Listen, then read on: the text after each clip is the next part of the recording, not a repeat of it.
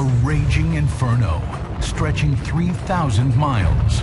If you imagine 10,000 Hiroshimas going off, that's probably what this would have been like if you had something that devastating.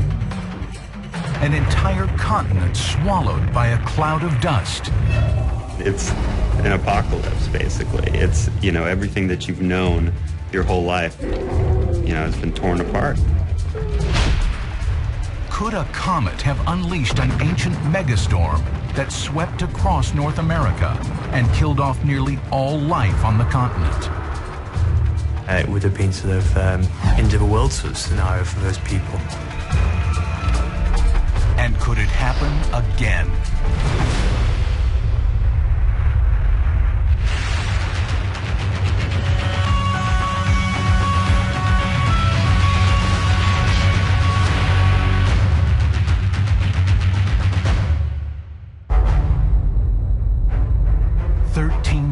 Years ago, a comet nearly 3 miles wide plunges through the atmosphere. It detonates above North America with a force equal to 20 million megatons, larger than a simultaneous blast by all the nuclear weapons in history. The explosion sends a trail of fiery fragments toward the continent below. Across North America, wildfires begin raging, scorching everything in their paths. Eventually, these fires stretch from the Atlantic to the Pacific. A wildfire on the scale of an entire continent is almost impossible for us to visualize. And, of course, it goes without saying that the amount of damage would be fantastic. Fires fill the air with soot, ash, and smoke, while super-hot cometary debris continues to rain down on the continent.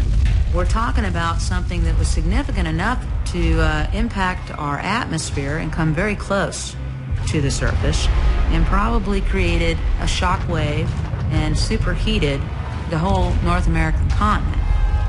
The atmosphere becomes so polluted that people and animals suffocate where they stand. The few humans and animals who survived the fires and dust storms slowly succumb to starvation. There wouldn't have been any food for them to eat, and they would have slowly starved to death and died off. I mean, it's an apocalypse, basically. It's, everything that you've known your whole life has been torn apart. For any people who are here, it's hard to imagine a more earth-shattering event than that.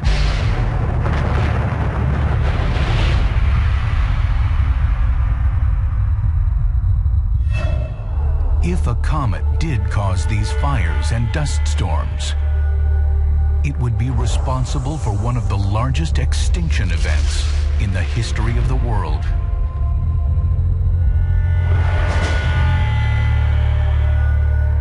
All across North America, the fossil record reveals a catastrophic event did in fact take place 13,000 years ago.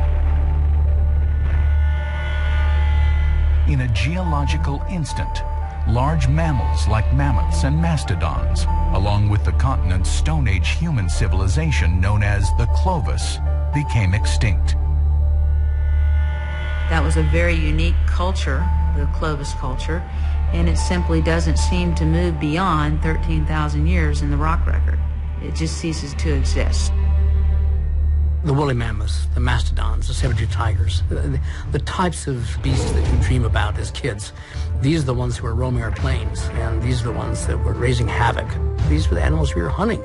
The loss of the Ice Age megafauna, especially mammoths and mastodons. It's a well-known fact that they went away pretty quickly. And of course, the Clovis culture seems to disappear as well. They were the last people, probably, in what we think of as North America, to see the great Ice Age beasts. This sudden disappearance of both animals and humans does not show up anywhere else on the planet. But what could have caused nearly all life in North America to vanish so quickly? For decades, scientists have speculated about what could have happened. One popular theory suggested that the Clovis culture hunted the animals into extinction and destroyed the food chain. Other scientists argued that a massive plague may have killed off both humans and animals. Or possibly a severe climate change plunged the Earth into an ice age. Natural forces can be tremendously destructive and probably have caused most of the mass extinctions in the past.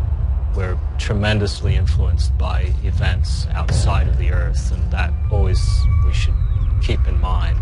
We're under the influence of planetary forces, and some of those kind of appear out of the blue, kind of big accidents. No hard evidence has ever been produced to conclusively prove what actually happened in North America 13,000 years ago. Then, in 2007, a new theory was proposed. It suggested the trigger for this continent-wide catastrophe didn't come from Earth at all, but from space, in the form of a comet. A team of scientists from institutions all across the United States argued that a comet exploding upon entering the Earth's atmosphere was the most probable explanation. They believed the blast and debris from the comet could have set off massive fires and dust storms. This would explain the sudden disappearance of virtually all life on the continent. They called the potential extraterrestrial body the Clovis Comet, for the culture it devastated.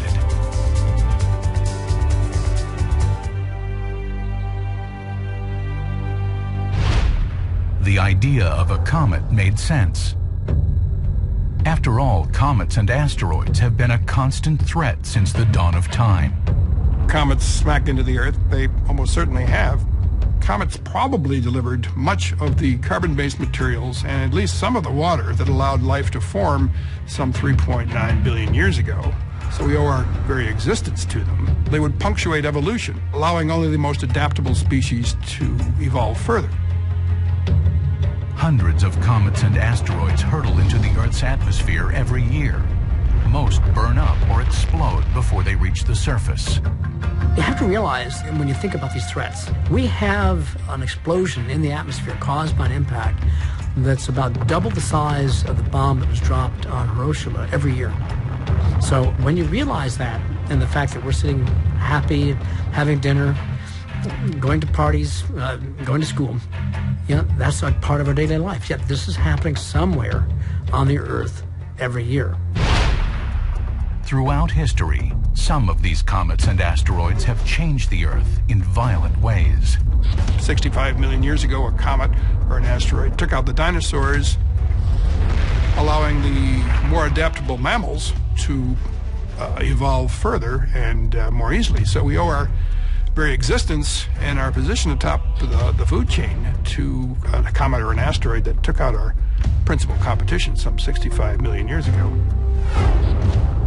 Not only did you have a giant impact event, but you also had a big shock heating of the atmosphere, and there was a significant fire.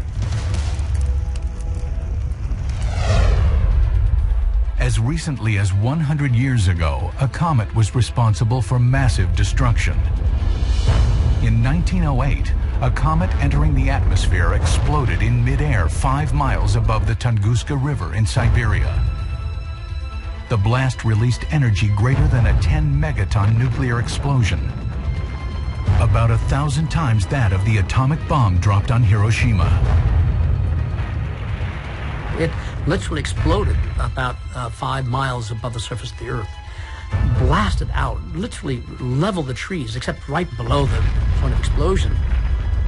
There are people who were thrown off their feet, reindeer that were burned, trees literally had the fur just simply ripped right off of it, and they laid down as if somebody had played with their Tinker Toys. It was an amazing event. And there are people who were killed, largely by aftermaths of this. This is the model that we have that would keep us up at night of something coming from space. The stunning devastation wreaked by the comet's explosion can be seen here in these pictures of the Siberian forests. More than 80 million trees scorched and flattened over hundreds of square miles. When Tunguska came in, it ran into our atmosphere. Our atmosphere acted as a brick wall. So instead of colliding with the Earth and exploding at that point, it actually collided with the compressed atmosphere. Kind of like imagining above-ground nuclear explosion without all that radioactivity. We're now dealing with the equivalent of a fire hose coming down on Earth at the same time we're having a shock wave traveling across the surface. In 1908, Tunguska was inhabited by only a few hundred people. But had the comet entered Earth's atmosphere a few hours earlier, it would have exploded over Western Europe, potentially killing millions of people. At the time, the population of London was 7 million. If the comet of Tunguska had actually exploded over London, that would have caused widespread devastation. We were just incredibly fortunate that this thing exploded over Siberia. It was a total fluke. The vast destruction in Siberia provides clear evidence that an exploding comet can have a lethal impact on the Earth. But the Tunguska comet was only about 165 feet wide. The Clovis comet that exploded over North America 13,000 years ago would have been nearly 3 miles wide, almost 100 times bigger. The type of event that occurred for Tunguska had to have been small compared to the one that caused all this massive disappearance of peoples and mammals. It had to be much more devastating. It had to be much more widespread. It had to cover a large part of North America. Could the explosion of a massive comet in Earth's atmosphere destroy an entire continent? If you really did have this huge cometary explosion, you'd potentially had large areas that would have been decimated by forest fires. It would have been a very, very strange place with charcoal and dust everywhere on the surface where these fires have gone through. Could a comet really be responsible for the destruction of nearly all life in North America 13,000 years ago? The search was on for evidence that could definitively link a comet to this continent-wide disaster. Scientists began their search by looking back at an astounding discovery made in 1966. Buried in the geological record from 13,000 years ago is something strange. A 2-inch thick layer of black fossilized rock. The same bizarre layer is found at Clovis sites, stretching from the Carolinas to California. Scientists dubbed this layer the black mat. They believe the black mat holds the secret to what nearly wiped out North America 13,000 years ago.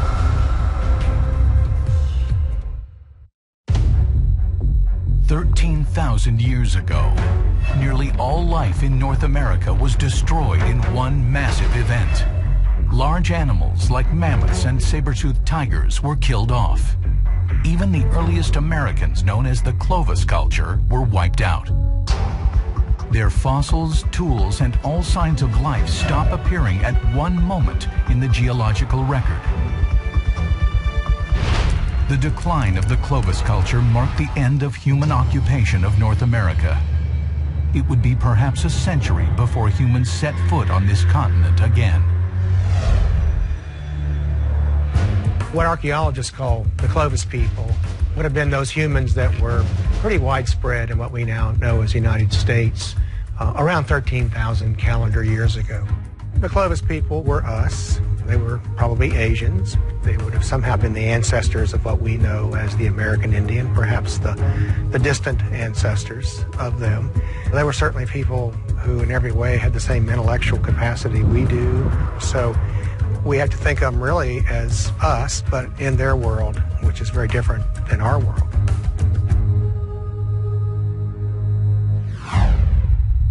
But what would be powerful enough to kill an entire continent? It's difficult to imagine how you can kill a comet. It really is. And this is the difficult part about the hypothesis. Theories about what happened 13,000 years ago abound. Scientists have suggested massive climate change, a continent-wide plague, or even a disruption in the food chain as possible scenarios. But none of these has been proven. It's been a puzzle for some time. I think that the idea that climate would have been the culprit has been sort of perhaps intuitively obvious to many geologists and paleontologists who've observed the changes in life over many millions of years. Scientists had puzzled about this for a long time. You know, there was suggestion that there was a pandemic disease that wiped these animals out. No evidence for it.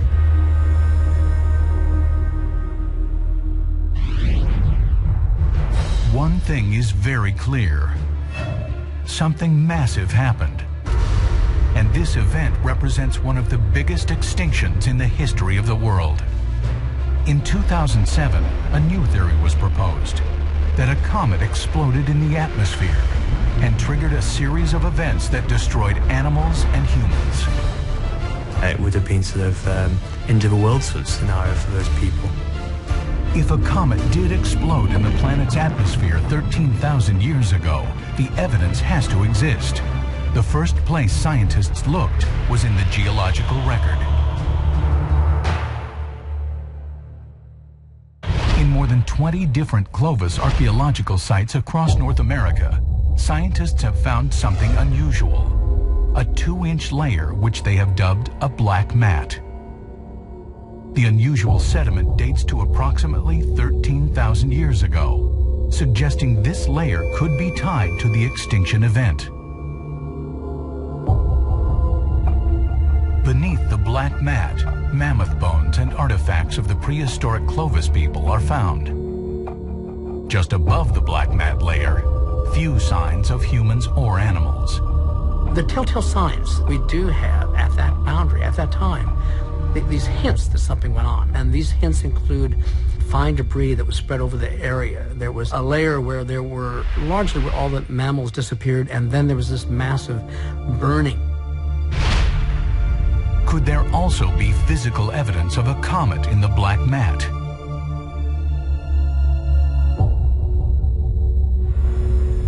Scientists believe that if a comet were responsible for devastating North America, it would leave behind an interstellar trail, similar to the famous KT layer, a layer of clay that proved a massive asteroid slammed into the Earth 65 million years ago, killing the dinosaurs. The KT boundary, the Cretaceous-Tertiary boundary, this was a layer that was found at a certain horizon where there was a sudden dying across here, 75% of species. They discovered this big giant spike of iridium, and not just iridium, it was other types of elements that are associated with iridium that tells you that this had to be from a cosmic abundance, that is something that came from space. In 2005, scientists gathered at a Clovis site known as Topper in South Carolina, looking for evidence of a comet. Professor Albert Goodyear was lead archaeologist at the site. This is the approximate location sampled here in 2005. A large number of examples of the magnetized particles that they think came from literally out of space, and they were very clearly associated with the Clovis layer. Later on in the laboratory, they found high concentrations of iridium, nickel, and some sort of carbonized glass. Topper has trillions and trillions of nanodiamonds. The geophysicists regard nanodiamonds as sort of a high probability extraterrestrial element. Just like with the KT layer, scientists now had proof that a comet or asteroid had played a role in the extinction of life in North America. But unlike 65 million years ago, when an asteroid left an enormous impact crater in the Yucatan Peninsula, there was no crater tied to an event in North America 13,000 years ago. Scientists believe the Clovis comet must have exploded in midair, just like the Tunguska comet of 1908. When you have an impact, you're transferring all that energy of motion, and you're converting it into energy of heat. It's still coming in as it flies through the atmosphere. So we're now dealing with the equivalent of a fire hose coming down on Earth at the same time we're having a shock wave traveling across the surface. While it's unlikely a cometary explosion alone could have destroyed the continent, perhaps the aftermath of the explosion could. Was there also evidence of what happened after the explosion in the black mat layer?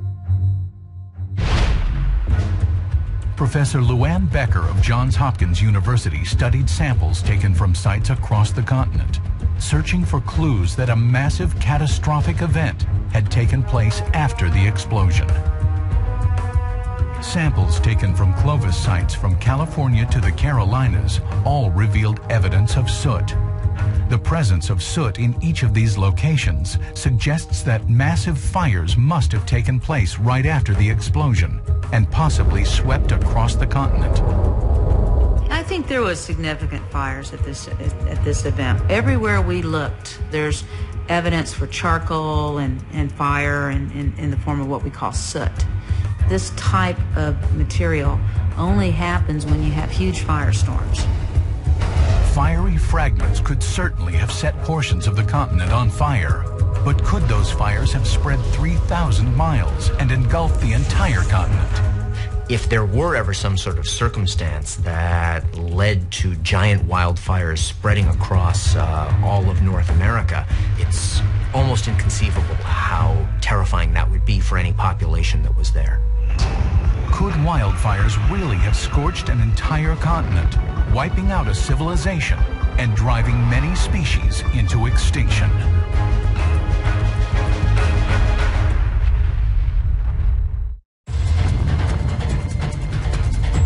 "13,000 years ago, a comet 3 miles wide explodes over North America. The massive shockwave sends fiery fragments raining down on the continent below. Could wildfires have set the continent ablaze and led to the extinction of almost all animal and human life?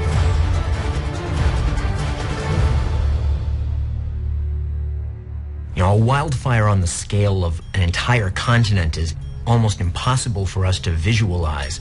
And, of course, it goes without saying that the amount of damage would be fantastic. Wildfires are one of the deadliest forces in nature.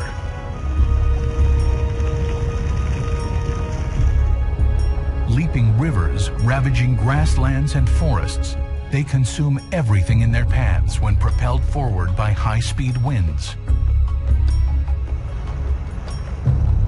But would they be capable of sweeping 3,000 miles across an entire continent? A hurricane, will be over in a day, day and a half. An earthquake is an instant occurrence, of course, and then you have to deal with the fallout. But fires truly are perhaps the most unpredictable of all the natural disasters out there, and so you don't know what's going to happen to you. It's so clearly unhuman. Nothing is living there. I mean, everything flees in front of a fire. Animals, birds, everything. And that's a sense of the place that no one wants to be.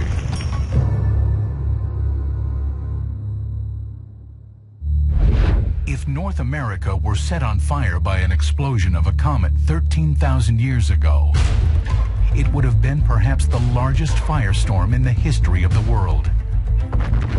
To get a glimpse into the power of a firestorm, we can look at the recent past. In 2007, one of the most destructive wildfires of the last 100 years rampaged through Southern California. Anybody who lived through some of those fires understands how incredibly severe and how quickly the fires can spread, and it happens really fast, and there's not a lot you can do about it to get out of the way. If you happen to be in that line of fire, you may not make it.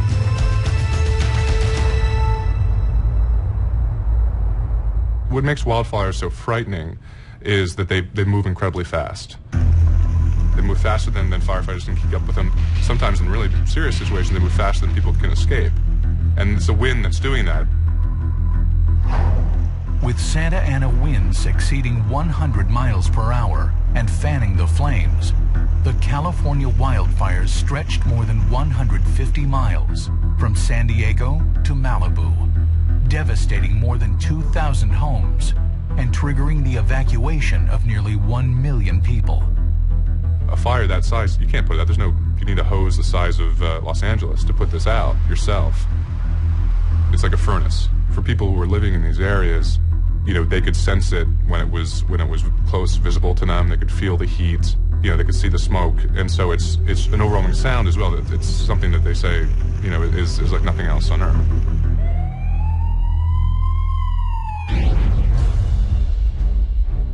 The California wildfires were devastating, but imagine if they stretched across an entire continent.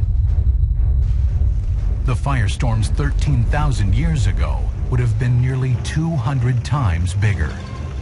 I lived in California. If you look down towards LA where all those fires were happening, you know, you saw soot as far as where I lived in Santa Barbara. That's a good distance away, and yet that stuff spreads, and you know, the whole sky is orange, and so it's just kind of a glimmer of what it must have looked like over the entire continent of North America at that time. Is it possible for wildfires to spread across an entire continent? The Clovis Comet may have created the perfect scenario for this to happen.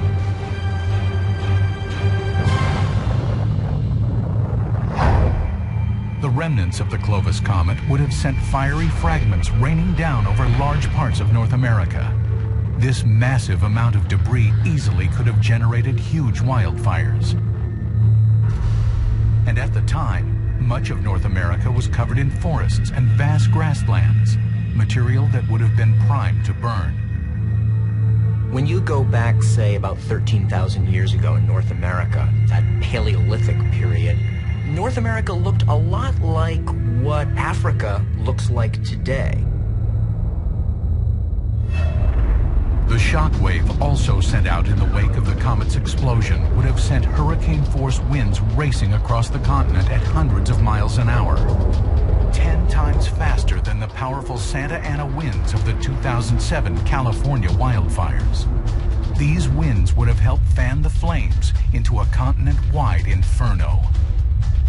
Once you get a significant amount of fire going and you have the right kind of winds blowing, then that's when it becomes dangerous. The stronger the winds, and these winds were incredibly strong, all of a sudden it's like a long-distance flamethrower.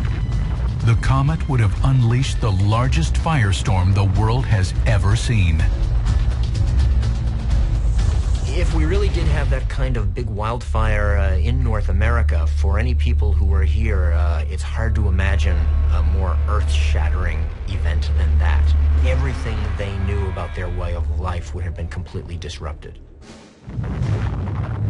Those people and animals not caught in the fire or suffering from smoke inhalation would have had nowhere to go and nothing to eat. Many, many species would probably have been destroyed. If not immediately killed in the fire, they might have had a very, very hard time surviving whatever was left of the land thereafter. There would have been a lot of widespread starvation. It might not have led to the extinction of all of those people, but they were forced to come to grips with a very radical change of life. You've left behind a pretty destitute situation.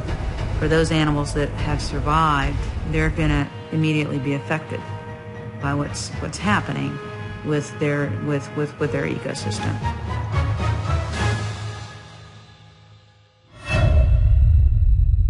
When the storms finally died down, the Clovis culture was nearly extinct, and certain species of animals would never be seen again. And in some instances, the animals that did survive would never be the same again. The bison has become an icon of the American plains, but these powerful animals may actually be a smaller version of a much larger ancestor. The modern bison does not seem to exist in the Ice Age fossil record, and that's been curious because the modern bison seems to appear at a later time. The older ones have much longer horns.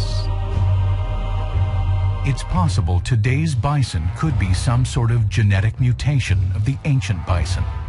And for some reason, these smaller bison survived the storm, passing on their genes, while the traits of their larger relatives were lost. There could have been a genetic bottleneck, which is something that occurs when populations are brought to very low numbers, and in situations like that, quite profound changes can happen because the gene pool, as it were, has been so much reduced. The storm that swept across North America 13,000 years ago would have been one of the worst extinction events in the history of the planet. But it's possible the aftermath of this ancient disaster may have also created a lethal scenario that plunged the planet into an even greater worldwide crisis.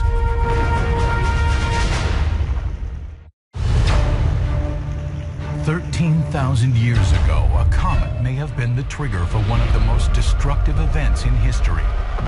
Exploding high in the atmosphere, burning cometary debris would have rained down on North America, triggering wildfires that stretched across the continent. It's a splatter effect. The fires with these huge air bursts, destroying perhaps vegetation and landscape, putting perhaps soot in the atmosphere. But it may not have been fires stretching for thousands of miles that was the most lethal aftermath of this comet. In addition to the fiery fragments sent plummeting to the continent below, the nearly 3-mile-wide comet also unleashed massive amounts of dust and debris into the atmosphere after its explosion. As the dust rained down, it combined with the vast amounts of soot being created by wildfires. Together, the two created a deadly mix that blanketed much of the continent in a toxic haze. The few humans and animals that had avoided the fires would have suffocated, choking to death on dust. If you load the atmosphere with a lot of dust, it's going to spread out and it's going to potentially cover the range and the area that was affected by the actual blast itself.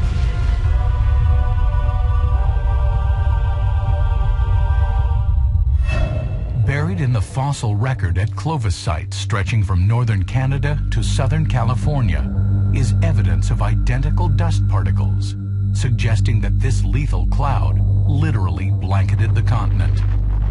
Dust storms have the capacity to kill people and animals by suffocating. If you're breathing in this sand, this dust, and it's getting in your lungs, it's really like drowning. It's drowning in this dry dust.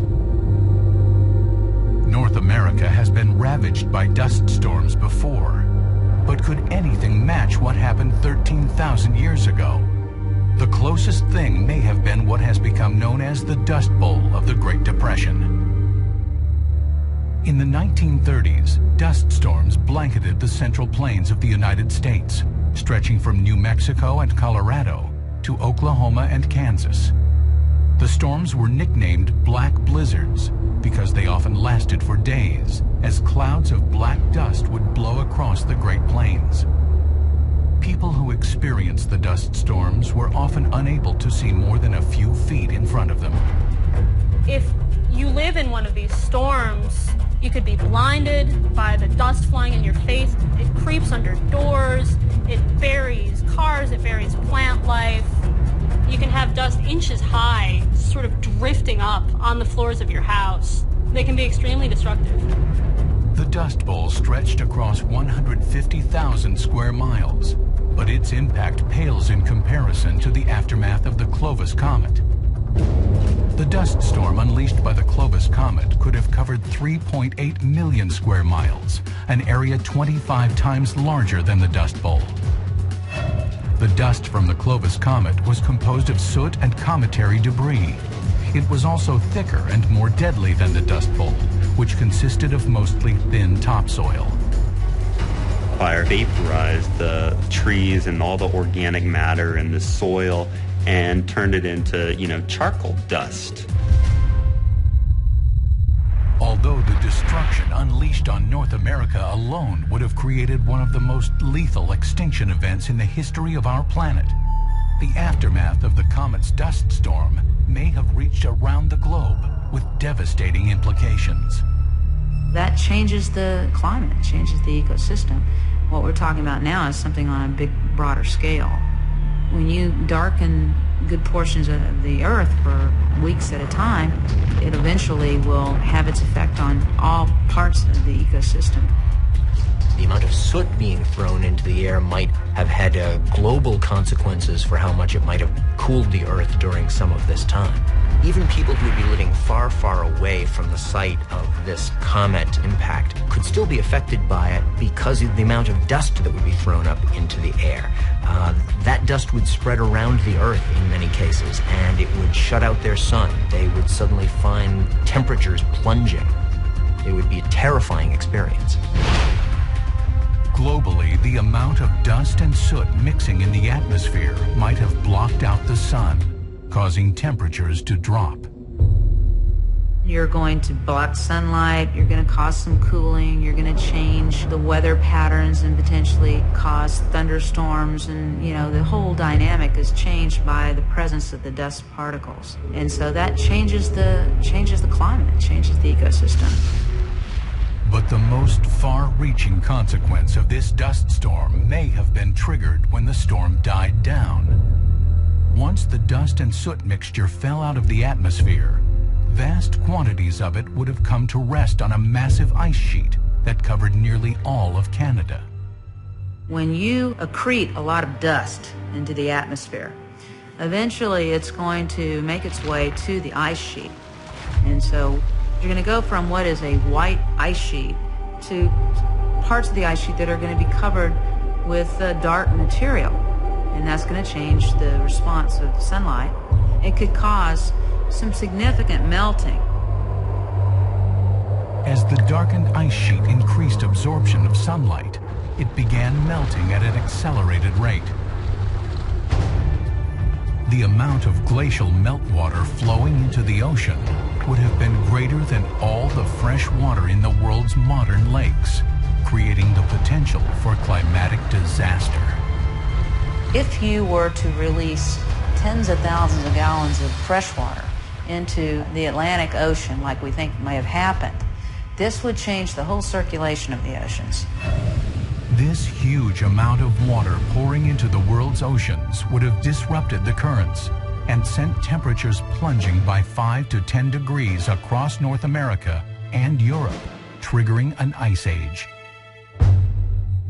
This ice age lasted more than 1,000 years, as glaciers crept across the landscape, devouring forests. Global temperatures dropped to freezing levels. The food chain became disrupted. The human population around the world plunged. Clearly there was an event. It was a significant event that affected life, especially in North America and Northern Europe.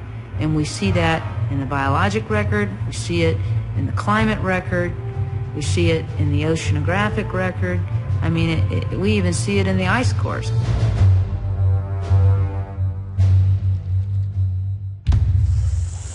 The idea that the Clovis Comet killed off nearly all life in North America and triggered a global ice age has been met with some skepticism. This is not a slam dunk case, and I think everybody acknowledges this. But as a hypothesis that's testable, we've got all the elements of saying there was change. Where we see debris, we know that there's a black mat indicating a great dying. But all these are only indicating the fact that we had change, that is, a climate change. So the issue is what caused the climate change and what those processes are. It's kind of a to-be-continued story here. There's a number of theories, but the one that we think may be an all-encompassing theory is the possibility of an extraterrestrial event. As scientists continue to search for the exact answer to what caused the mass extinction 13,000 years ago, the fact remains that from the beginning of time, asteroids and comets have collided with our planet, causing unimaginable devastation. The questions for us are, when will the next one hit? What happens when it does? And can anything be done to stop it? The explosion of the Clovis Comet 13,000 years ago may have triggered one of the worst disasters in the history of the world. Massive wildfires and dust storms engulfed North America and drove much of the continent to the edge of extinction. Could this happen again? Could another comet unleash death and destruction? We can't necessarily tell where the comets are coming from. We just know that they are there. The question is, can we defend ourselves against the next big one?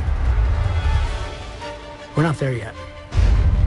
I think we still have time to figure this out. But I think we have to figure this out. It's not for the ones that are going to cause a a bad day. We're talking for the one that's going to cause a bad world. It's not a question of if another comet will plunge into the Earth's atmosphere. It's a question of when. More than 5,000 comets and asteroids have been discovered by scientists roaming throughout our solar system. Most are small and would simply burn up on entering the Earth's atmosphere. But more than 700 of them are over a mile in diameter, large enough to unleash significant damage if just one impacted the planet or exploded in the atmosphere. And they almost have their own engine in them. They're almost like living. And if they stay back where they're supposed to, we're safe. It's when they begin to approach and they get on this freeway heading toward the Earth that we have to worry that we're on the on-ramp with them as well. An object that is a few kilometers in extent would cause an explosive event on the Earth's surface that would dwarf the entire nuclear arsenal of the countries on the Earth today. What if a comet detonated over North America today? If one similar in size to the Clovis comet exploded over an American city like Boston, the damage would be devastating, dwarfing any possible man-made attack. If it just exploded as an airburst, it would fry Boston, basically just destroy it. There wouldn't be really much left at all. A bit of rubble would have been sort of end of the world sort of scenario for those people. The city and surrounding area, which is home to more than 4 million people, would almost instantly be left in smoldering ruins. Fiery debris would ignite wildfires across New England. If the fires could not be contained, they could rapidly spread across the land, threatening New York, Montreal, Philadelphia, Washington, D.C., and the entire North American continent. Not only would uncontrollable wildfires be devastating, but the massive amounts of soot and cometary dust that would be swept into the atmosphere and land on polar ice caps could accelerate the process of global warming many believe is already underway. It could be a lethal scenario for people around the world as the oceans reclaim thousands of miles of coastline. We're just starting to wake up far more to the fact that comets are far more frequent than we've been led to believe. But what if a large comet were on a trajectory to hit the Earth? Is there any way to prevent it from unleashing massive destruction? Today, NASA is tracking many of the more than 5,000 objects roaming our solar system. NASA's goal is to find any threats in space, well in advance of potential contact with Earth. If we find an object, either a comet or an asteroid, that is on an Earth-threatening trajectory, we have the technology to deal with it if we find them early enough. All we have to do is slow it down or speed it up just by a millimeter per second or so that in 10 or 20 or 30 years, when it was scheduled to hit the Earth, it wouldn't. The possibility that NASA could nudge a comet just a millimeter left or right off its trajectory so it misses Earth and avoids another catastrophic event sounds like pure science fiction. Yet in July of 2005, NASA scientists proved they could do just that with Comet Tempel 1. We actually ran into that comet with a spacecraft. Team, we got a compliment. Slowing it down just a bit so that we actually changed its orbit. Comet Tempel 1 was not on a collision course with Earth, but NASA's success at altering its orbit showed that scientists have the potential to move disaster out of our path. Astronomers are watching for these objects that are heading toward the Earth or could head for the Earth. You know, it's very gratifying to know that we can map these objects and we know what their orbits are, we know where they're going to go in the future. The real problem is that do we have all of them? Have we tagged every one of them? And are there events that could occur in this asteroid belt that could send more stuff our way? And that's what we don't know. And then the question is, can we defend ourselves against the next big one? Scientists continue to scour the skies looking for the next threat that might strike North America. Only by watching the stars can we tell when the next comet might be on a collision course with Earth.